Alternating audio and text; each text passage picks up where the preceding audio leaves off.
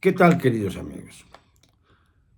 Cuando era yo joven, hace muchos años, estudiante de la Universidad Nacional Autónoma de México, Puma de corazón, Goya, solía yo oponerme en los debates sobre la pena de muerte a esta. Consideraba que los seres humanos, los hombres, las mujeres, no teníamos derecho alguno a ejecutar a otro ser humano, por muy criminal que fuera, que ese derecho correspondía únicamente a Dios. Pero fuera del criterio católico, que también he profesado siempre, resultó que la vida nos fue llevando a callejones oscuros, terribles, que nos hacen reflexionar acerca de cómo evitar que los mayores perversos sean los beneficiarios de las ventajas penitenciarias. He estado viendo últimamente documentales en donde se aprecia cómo, por ejemplo, una secuestradora puede convertirse en heroína en Francia. Pues es un ejemplo que no tiene mayor importancia, pero del que se hizo un escándalo grave por querer acusar a los periodistas y no a las autoridades que lo hicieron de un montaje que, si existió, fue obra precisamente de aquellos que estaban al servicio del gobierno de Felipe Calderón Hinojosa. Esto está claro, aunque debe reconocerse a Calderón el hecho de que no permitió que se pisotearan las leyes mexicanas que él ya había pisoteado por los presidentes Sarkozy, que fue al que le tocó a Calderón, mientras que el presidente Hollande de Francia logró un buen acuerdo con el señor presidente de la República, en aquel entonces, Peña Nieto, un hombre execrable. En fin, la propaganda política siempre ha tenido un peso muy importante en la vida de las naciones. Yo me pregunto si Hitler hubiera llegado al extremo al que llegó sin un propagandista tan brillante como Goebbels, que hizo de Hitler una figura icónica a pesar de su mediocridad, de lo malo que era como estudiante, de lo fácil que perdía los estribos, de la manera en que se contradecía constantemente.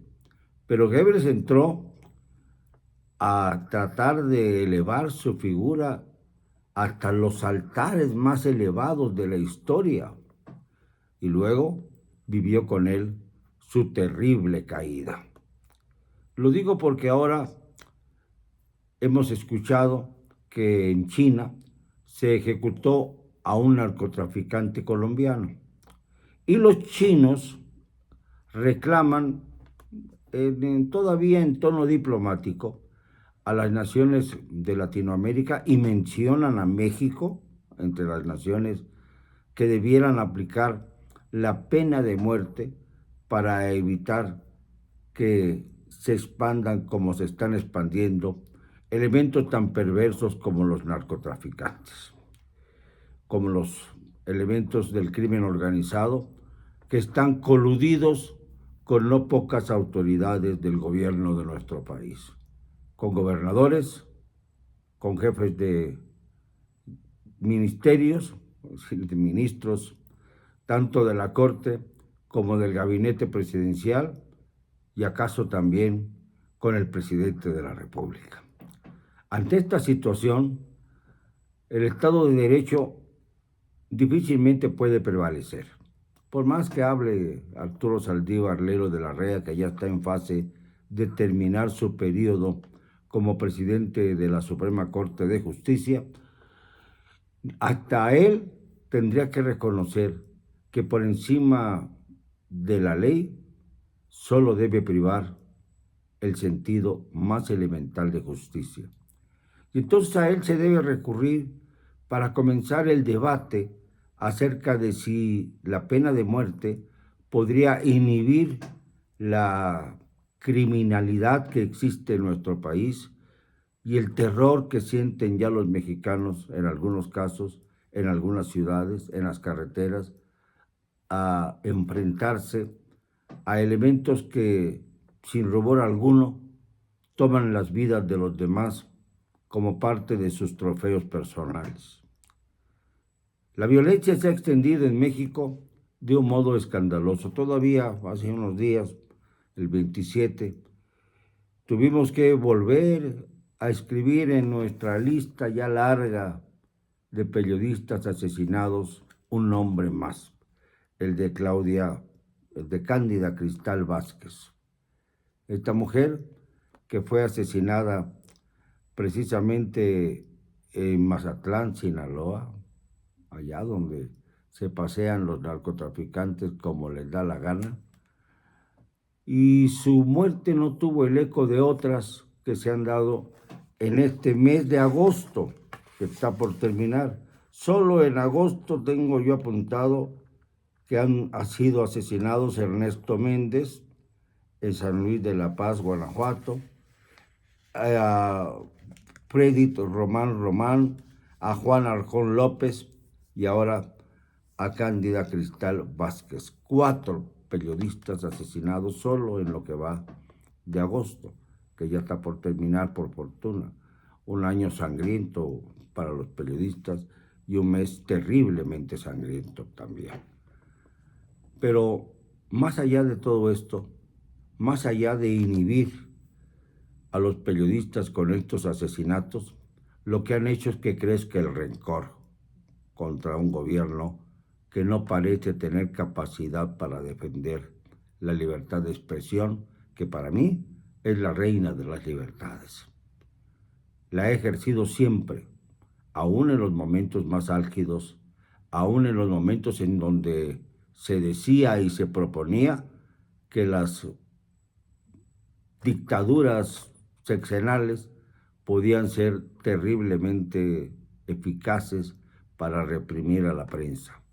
Pero nunca, como hasta ahora, se había dado esta situación en la que el presidente fuera el primero que se convirtiera en una especie de arenga permanente para debilitar al periodismo, para descalificarlo, para volatizarlo, el periodismo crítico se entiende, y dejar a los criminales la decisión de acabar o no con las vidas de aquellos que les incomodan cuando escriben sobre la forma en que evoluciona el narcotráfico en nuestro país. Hay escritores y escritoras, en cambio, que han podido publicar sus obras, pero en un medio en donde ya la lectura de libros, aunque parezca una redundancia, es cada vez más escasa por la fuerza que tiene ya el periodismo a través de las redes sociales, de las redes sociales, de Internet, de todo este mundo cibernético que nos absorbe por completo y que muchas veces tiene mayor capacidad de divulgación que los medios formales. Esto es un hecho indiscutible y por eso podemos ejercer la libertad con mayor libertad que antes. Podemos ejercer la libertad con mayor fuerza de cobertura. Podemos ejercer la libertad hasta donde nos permitan los sicarios y los malvados, los perversos del gobierno, hacerlo. Pero ya es más difícil que puedan acabar con la voz de un periodista cuando estamos permanentemente en comunicación con cientos de miles de personas que nos observan y nos siguen. Esto es algo que agradezco profundamente, sea para bien o sea para mal. Pero lo importante en este caso es volver al origen de este comentario. ¿Es necesario instalar la pena de muerte en México? Para comenzar, tenemos que hablar que la pena de muerte ya está registrada, ya existe en nuestro país, en el Código Militar, por ejemplo, en cuestiones tan serias como las de traición a la patria. El traidor a la patria, en el Código Militar, es condenado a muerte. Hace mucho que no observamos esta disposición, por fortuna, pero está. Y está también la posibilidad de que el derecho tenga la apertura necesaria para permitirnos a nosotros, a todos los mexicanos, que en una situación de emergencia como tal, exijamos la pena de muerte. Cambié diametralmente mi criterio de la juventud a uno quizá más maduro y doliente en esta época de mi vida, porque me doy cuenta de que no puede frenarse el narcotráfico y el crimen organizado de altos vuelos, como el secuestro, por ejemplo, si no se aplican las medidas terminales. Lo hace China, por ejemplo. Y entonces China dice, bueno, nos mandan narcotraficantes desde Colombia y aquí los tenemos que ejecutar. ¿Por qué no los ejecutan en su país de origen? Y entonces pone a México también, China, como ejemplo de impunidad, como ejemplo de una política contraria a la defensa de los valores sociales más importantes, la tranquilidad de conciencia, la paz, la unidad hasta donde se pueda, unidad en cuanto a la defensa de los valores comunes. No queremos decir que haya unidad de ideologías, porque esto no cabría en una democracia. Pero lo que sí es importante, lo que sí es verdaderamente importante es, primero, reconocer que estamos en un estado de emergencia. Segundo, aplicar las medidas necesarias para que la emergencia se reduzca y cese en su momento. Tercero, que no se deje bajo la impunidad a los grandes criminales, incluyendo los propagandistas que mienten, como en el caso de García Luna y Calderón, o como en el caso de Goebbels con Hitler, o como en el caso de los tres chiflados con López Obrador, Ramírez Cavernas, Jalife, Ramera, y por supuesto el Pigmento Ibarra. Son los tres grandes propagandistas de la era de López Obrador. No quiero yo que se les aplique la pena de muerte, pero sí por lo menos que se les señale como quienes se han inventado a un ídolo de barro, que necesariamente va a tener que rendir cuentas ante la historia, que además como comandante supremo está en riesgo de ser acusado como traidor a la patria. Y no quiero decirles, como ya lo dije, a qué se refiere este término y qué consecuencias podría tener. Quiero decir que soy un pacifista convencido. También era yo un convencido de que no se podía aplicar la pena de muerte y ahora disiento de aquella opinión de mis épocas estudiantiles. Ahora creo que en esta situación pavorosa que estamos viviendo los mexicanos, con un ritmo feroz de asesinatos diarios contra elementos que de alguna manera se cruzan en el camino de los grandes criminales, estamos obligados todos a exigir un endurecimiento coercitivo en las leyes de nuestro país. No podemos permanecer absolutamente alejados de la realidad. No podemos encerrarnos entre cuatro paredes creyendo que podemos con esto vencer la parálisis del gobierno, paralizándonos nosotros también. Hay que movilizarse, hay que salir a las calles, como lo haremos el próximo sábado, 3 de octubre a las 10 de la mañana en el Monumento a la Revolución. Lo vamos a hacer no porque seamos miembros de un movimiento, sino porque creemos que la sociedad mexicana debe unirse y proclamar su derecho a la libertad